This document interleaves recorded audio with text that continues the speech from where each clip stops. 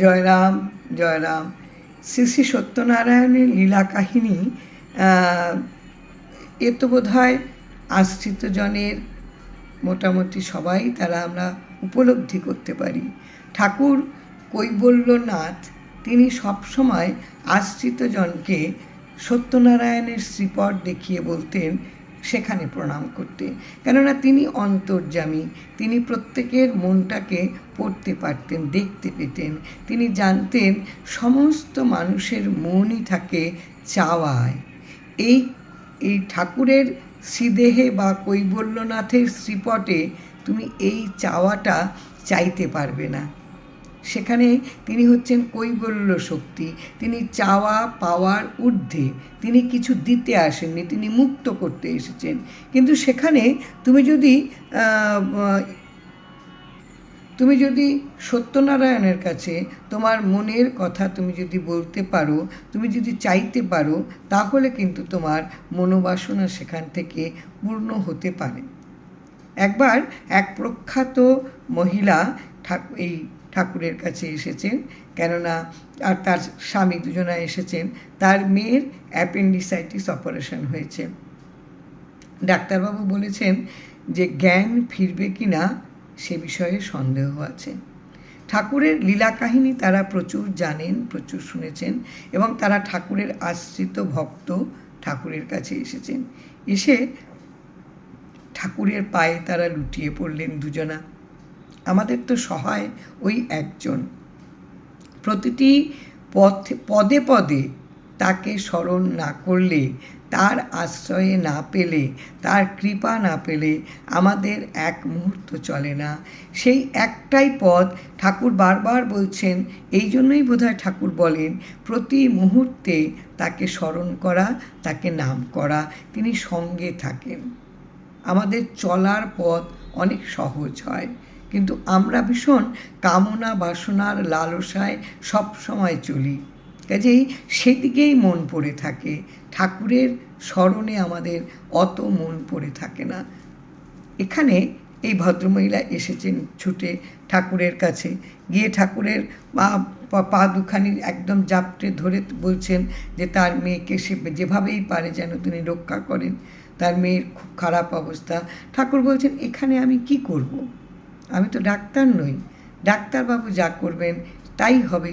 কিন্তু তারা জানেন ঠাকুরের লীলা কাহিনী, তাই ঠাকুরের শ্রীচরণ তারা দুজনা কেউই ছাড়লেন না, যে যেভাবেই হোক তার মেয়েকে তাকে রক্ষা করতে হবে, উদ্ধার করতে হবে, তার মেয়েকে বাঁচিয়ে তুলতে হবে। ঠাকুর তখন ওই সত্যনারায়ণের যে শ্রীপট সেখানে দেখালেন যে ওখানে গিয়ে আপনি চান। সেই মা বাবা দুজনাই তারা সত্যনারায়ণের কাছে তারা চাইল মেয়ে যেন সুস্থ হয়ে ওঠে। তারা এই প্রণাম করে যখন চলে গেল, নার্সিংহোমে ঢোকার পরেই দেখলো একটু একটু করে তার মেয়ের জ্ঞান ফিরছে, তার মেয়ের জ্ঞান ফিরে আসছে। ডাক্তারবাবুরাও অবাক হয়ে গেছেন যে এটা তো হওয়ার কথা নয়, ডাক্তারি শাস্ত্রও যেন সেখানে হারিয়ে যায়। ডাক্তারবাবু অবাক হয়ে গেছেন যে কী করে তার জ্ঞানটা ফিরল। এভাবেই মেয়েটি কিন্তু বেঁচে উঠল, সুস্থ হলো এবং বাড়ি ফিরে আসলো। এটা লিখেছেন কিরণবালা মজুমদার। কুঞ্জবাড়ি, যেখানে সত্যনারায়ণ প্রতিষ্ঠিত হয়েছেন, ঠাকুর শ্রীদেহে থাকতে তিনি সেখানে সত্যনারায়ণ তিনি নিজে বসে থেকে বলছেন তাড়াতাড়ি একটা আসন দেন, সত্যনারায়ণ আইতাছে তারে বসতে দিতে হইব। কিন্তু ওই মুহূর্তে কুঞ্জলাল মজুমদার এবং তার স্ত্রী সবাই এতটাই হতচকিত হয়ে গিয়েছিল, আসন খুঁজে পাচ্ছিল না, কোনো ঘট খুঁজে পাচ্ছিল না, কিছুই খুঁজে পাচ্ছিল না। যখন তারা খুঁজে পেল, ততক্ষণে তারা যখন ঠাকুর ঘরে এলো, তখন ঠাকুর বলছেন উনি বইয়া পড়ছেন কুজার মধ্যে।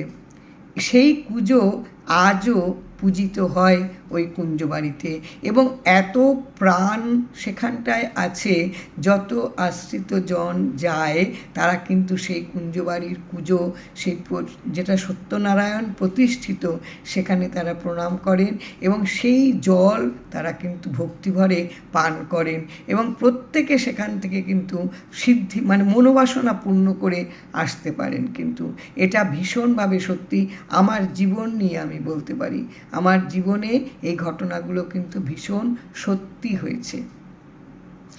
এই কিরণবালা মজুমদার লিখছেন যে এই এক ভদ্রমহিলা, তিনি দেখতেন, প্রায়ই আসতেন, দেখতেন যে যে আশ্রিতজন ঠাকুরকে প্রণাম করতে আসতেন, ঠাকুর সত্যনারায়ণের শ্রীপদ দেখিয়ে দিতেন, সত্যনারায়ণের পীঠস্থানে প্রণাম করতে বলতেন। তো সেই ভদ্রমহিলা এসে ঠাকুরকে প্রণাম না করে ওই সত্যনারায়ণের কাছে প্রণাম করে তিনি বাড়িতে গেছেন। 1 মাস বাদে 10 টাকা দিয়ে পাঠালেন যে সত্যনারায়ণের পুজো দিতে। পরে জানা গিয়েছিল যে তিনি ওই যে সত্যনারায়ণের কাছে প্রণাম করেছিলেন, তিনি তখন ঠাকুরের কাছে বলে গিয়েছিলেন তার এক ঘনিষ্ঠ আত্মীয়র মাথাটা গণ্ডগোল হয়ে গিয়েছিল, সে পাগল হয়ে গিয়েছিল এবং সে সুস্থ হয়ে গেছে, তার জন্য সে 10 টাকা পুজো দিয়ে পাঠিয়েছিল। এইভাবে কিন্তু সত্যনারায়ণ আমাদের প্রতি মুহূর্তে তিনি আমাদের উদ্ধার করে থাকেন। আমরা বেঁচে থাকি, আমরা সুস্থ থাকি, আমরা সব সময় ওই তার কৃপায়। এই কৃপা পেতে গেলে কিন্তু আমাদের সব সময় তাকে স্মরণ করতে হবে, নামে ডুবে থাকতে হবে। তাহলে কিন্তু কৃপা আমরা উপলব্ধি করতে পারবো, আমরা বুঝতে পারবো, আমরা জানতে পারবো। জয় রাম, জয় রাম।